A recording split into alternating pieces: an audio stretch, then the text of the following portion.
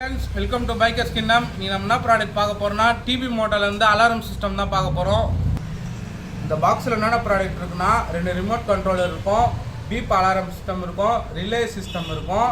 Features கொடுத்துருவாங்கன்னா நம்ம வந்து யாரா டச் பண்ணா அலாரம் சவுண்ட் வரும், இன்ஜின் கட் ஆஃப் பண்ணிக்கலாம், இந்த ரிமோட்டை வச்சு ஆன் பண்ணிக்கலாம் ஆஃப் பண்ணிக்கலாம்.